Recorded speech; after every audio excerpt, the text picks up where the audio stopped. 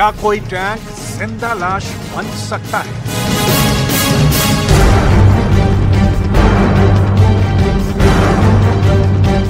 ये शब्द सुनकर आपको हैरानी जरूर हो रही होगी,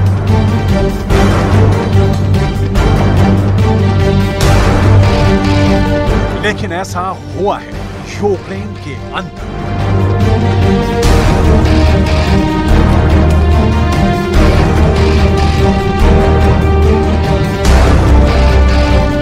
जब युद्ध शुरू हुआ था और यूक्रेन ने पुतिन की आर्मी को कीव छोड़ने के लिए मजबूर कर दिया था, उस वक्त नाटो ने बड़े उत्साह के साथ ज़ेलेंस्की से यह वादा किया कि वो अपने हथियार और टैंक यूक्रेन को देंगे। लेकिन जब पुतिन के टैंकों की फॉर्म वापस आ गई तो नाटो के टैंक जिंदा लाश बन गए हैं। यानी कागजों पर तो ये टैंक अत्याधुनिक और शक्ति संपन्न है, लेकिन पुतिन के टैंकों के सामने इनकी हिम्मत जवाब दे रही है और इसके सबूत मिलना शुरू हो चुके हैं।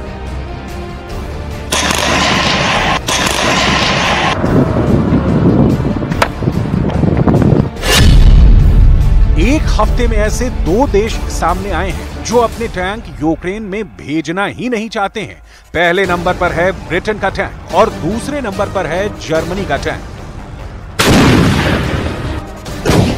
इन दोनों देशों के पास वैसे नाम के लिए तो अत्याधुनिक टैंक हैं, लेकिन जंग के डर से ये भगोड़े टैंक साबित हुए हैं। ये क्यों और कैसे हुआ है आपको समझाएंगे पूरी बात। साथ ही हम बात करेंगे सऊदी अरब में होने जा रहे शांति शिखर सम्मेलन की, जिसमें रूस और यूक्रेन के बीच सुलह समझौते की बात की जा रही है। सबसे पहले जर्मनी के लियोपार्ड टैंक की बात करेंगे, जो पुतिन के डर से जिंदा लाश बनते जा रहे हैं।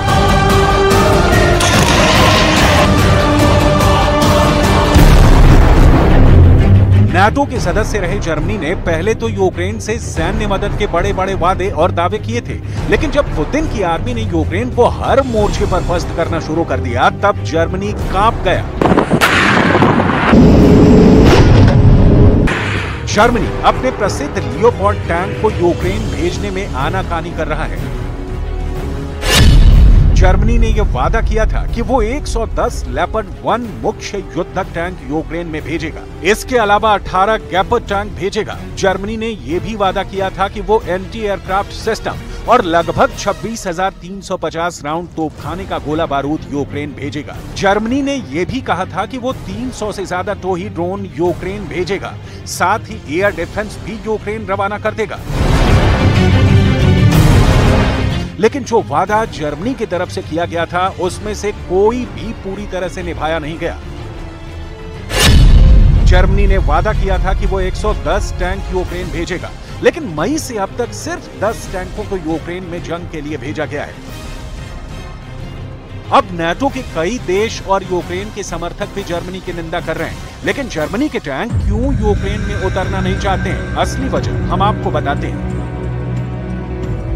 दरअसल हो ये रहा है कि ना तो यूक्रेन को और ना ही जर्मनी को जरा भी उम्मीद थी कि रूस की सेना नाटो के एडवांस टैंक को जलाकर राख कर देगी। जर्मनी का लेपर्ड 2, ब्रिटेन का चैलेंजर 2 और अमेरिका का एब्राम्स टैंक इस वक्त सबसे बुरे दौर से गुजर रहे हैं। पुतिन के आदेश के बाद से रूसी सेना चुन चुन कर नाटो के टैंक तबाह कर रही है। हालात ये हो गए हैं कि रूस की फर्स्ट लाइन ऑफ डिफेंस पर यूक्रेन के टैंक हमला करने से पहले ही रूस के हमले का शिकार हो रहे हैं।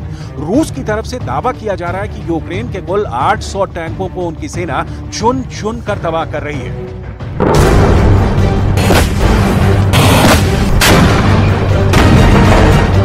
जिस तरह जर्मनी अपने टैंक यूक्रेन भेजने में आनाकानी कर रहा है, ठीक वैसा ही हाल ब्रिटेन का भी है। ब्रिटेन के टैंक तो खुदकुशी कर रहे हैं, लेकिन जंग में जाना नहीं चाहते। खुदकुशी का मतलब ये कि ब्रिटेन अपने टैंकों को रिटायर कर दे रहा है, लेकिन यूक्रेन के मैदान में नहीं भेज रहा है। पुतिन के टैंकों का डर साफ नजर आ रहा है। नाटो के टैंक पुतिन के खतरनाक टैंकों से इस कदर पिट रहे हैं कि पुतिन के विरोधियों को अजीबोगरीब फैसले लेने पड़ रहे हैं। दावा यह किया जा रहा है कि ब्रिटेन के रक्षा मंत्रालय ने कथित तौर पर दर्जनों चैलेंजर 2 मुख्य युद्धक टैंक नष्ट कर दिए हैं। ये वो टैंक है जिनको पहले यूक्रेन में भेजे जाने की चर्चा थी। ब्रिटेन के रक्षा मंत्रालय ने 43 चैलेंजर 2 टैंक सेना से बाहर कर दिए हैं। रक्षा मंत्रालय ने इन 43 टैंकों को यह कहकर सेना से बाहर किया है कि अब इनको किसी भी तरह से ठीक नहीं किया जा सकता है।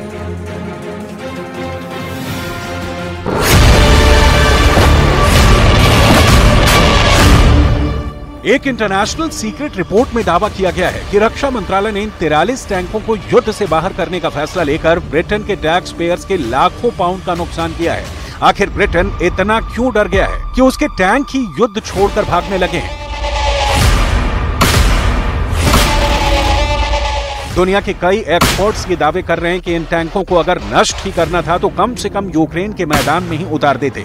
वहां कम से कम ये बैटल टैंक लड़कर तो खत्म होते। आखिर ब्रिटेन के टैंकों को खुदकुशी क्यों करवाई जा रही है? इसकी एक वजह यह भी है कि सिर्फ टैंक बेहतरीन होना ही काफी नहीं है, टैंक को चलाने वाले सैनिकों के अंदर भी काबिलियत होनी चाहिए। लेकिन जो ग्राउंड रिपोर्ट आ रही है वो काफी चौंकाने वाली है। आप यकीन नहीं मानेंगे, यूक्रेन के टैंक सैनिक जंग में टैंक छोड़कर भाग रहे हैं। ये वही यूक्रेनी सैनिक हैं जो सिर्फ 45 से 60 दिन पहले जर्मनी, फ्रांस और ब्रिटेन से टैंक युद्ध की जबरदस्त ट्रेनिंग लेकर आए हैं। लेकिन जैसे ही यूक्रेनी सैनिकों को असली टैंक युद्ध का सामना करना पड़ा, इनके तोते उड़ गए। अब पुतिन की आर्मी नाटो के टैंकों को बुरी तरीके से फोड़ रही थी। उस वक्त पुतिन का एक बयान भी सामने आया था जिसमें पुतिन ने कहा था कि नाटो के टैंक नेस्तो नाबूद किए जा रहे हैं। रूस नाटो से भी बड़ा सर्वशक्तिमान देश है। В сфере мировых финансов, потому что, используя доллар как инструмент вооруженной борьбы, а по-другому и не скажешь, они порождают сомнения в надежности американской валюты как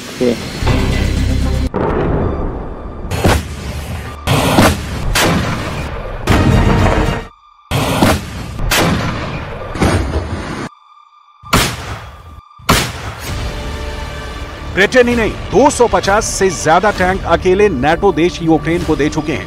ये वो टैंक हैं जिनके बारे में दावा किया जाता है कि रूस के T-72, T-80 और T-90 जैसे बेहद ताकतवर टैंक इनके सामने टिक नहीं पाएंगे। लेकिन पिछले हफ्ते दक्षिण पूर्व यूक्रेन में ज़पोरिज़िया में रूसी सेना ने ऐसा गदर मचाया कि यूक्रेन की टैंक आर्मी जलकर राख हो गई। रूस के दावों के मुताबिक ज़पोरिज़िया फ्रंट लाइन पर यूक्रेन के 50 से ज्यादा टैंकों ने रूसी सेना पर हमला किया। दावों के मुताबिक रूस की फर्स्ट लाइन ऑफ डिफेंस को यूक्रेन के टैंक सैनिक तोड़ना चाहते थे। इसीलिए चारों दिशाओं की तरफ से यूक्रेन अपने और नाटो से मिले टैंकों से एक साथ हमला रूसी सैनिकों पर कर दिया। लेकिन रूसी सेना ने हमले से बचाव करने की बजाय यूक्रेन के टैंकों पर सीधा हमला कर दिया। रूसी सैनिकों ने एंटी टैंक मिसाइल और बमों से यूक्रेन के टैंकों पर इतना जबरदस्त वार किया कि देखते ही देखते रूस के हमले में यूक्रेन के 22 टैंक मौके पर ही जलकर राख हो गए। यूक्रेन को 22 टैंकों का ही नुकसान नहीं हुआ, बल्कि यूक्रेन के 10 बख्तरबंद वाहन भी तबाह हो गए। रूस का दावा है कि 22 टैंकों के अलावा यूक्रेन के 100 टैंक सैनिक भी मौके पर ही मारे गए। यूक्रेन को ब्रिटेन के द्वारा 28 चैलेंजर टैंक देने की बात हुई थी। कहा जा रहा है कि इसमें 14 टैंक यूक्रेन की धरती पर लड़ने भी गए, लेकिन उनकी बहुत भद्द पिटी है। पुतिन ने अपने बयानों से इसकी पुष्टि भी की है। кассетных боеприпасов, то оценку этим боеприпасам дала сама администрация Соединенных Штатов устами своих сотрудников некоторое время назад, когда использование кассетных боеприпасов было названо самой администрацией США преступлением. Вот я думаю, к этому так и надо относиться. वहीं पुतिन का रुख अब इस युद्ध को लेकर इतना कड़ा हो चुका है कि वो यूक्रेन युद्ध को सुलझाने के लिए जारी सबसे बड़ी बैठक में भी कहीं शामिल नहीं है। यूक्रेन संकट को सुलझाने के लिए सऊदी अरब शनिवार से 2 दिवसीय शांति वार्ता की मेजबानी करने जा रहा है।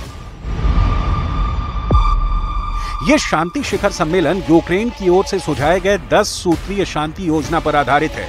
इसे यूक्रेन की 10 सूत्रीय शांति योजना पर चर्चा के लिए सऊदी अरब के एक बड़े प्रयास के रूप में देखा जा रहा है। इसमें युद्ध अपराधों के लिए जिम्मेदार लोगों को दंडित करना, यूक्रेन से सभी रूस के सैनिकों को वापस बुलाना और अपने देश की क्षेत्रीय अखंडता को बहाल करना शामिल है। लेकिन रूस के मीडिया में जिस तरह के लेख और एक्सपर्ट्स के बयान सामने आ रहे हैं, उससे साफ नजर आ रहा है कि इस शिखर सम्मेलन से जंग रुक पाना आसान नहीं है। रशियन टुडे के एक लेख के मुताबिक किसी भी शांति समझौते को लेकर रूस की स्थिति पहले से ही स्पष्ट हो चुकी है। मॉस्को युद्ध विराम चाहता है, लेकिन रूस के द्वारा जीते गए यूक्रेन के 4 हिस्से वो नहीं छोड़ेगा। दूसरी तरफ ज़ेलेंस्की चाहते हैं कि रूस 1991 में मौजूद बॉर्डर पर अपने सैनिकों को वापस ले ले। ज़ेलेंस्की के इस रुख को रूस पसंद नहीं करेगा। सऊदी अरब में शिखर सम्मेलन का असली उद्देश्य क्या है? दरअसल ये अमेरिका के द्वारा समर्थित है और इसका मुख्य मकसद यूक्रेन के हित साधना है। Сьогодні черговий активний день для наших міжнародних зусиль. Наша команда працює в Джидді, в Саудовській Аравії, на зустрічі радників лідерів держав щодо формули миру. Загалом там представлені 42 країни, різні континенти, різні політичні підходи до глобальних справ. Але всіх єднає пріоритет міжнародного права, і саме для цього Україна запропонувала формулу миру, бо міжнародний порядок, заснований на правилах та порушення російською агресією, має бути відновлений. Дуже важливо, щоб там на полях यानी एकदम साफ है, युद्ध विराम के लिए नुकसान यूक्रेन को ही उठाना पड़ेगा, क्योंकि रूस अपना कब्जा छोड़ने के लिए तैयार नहीं है।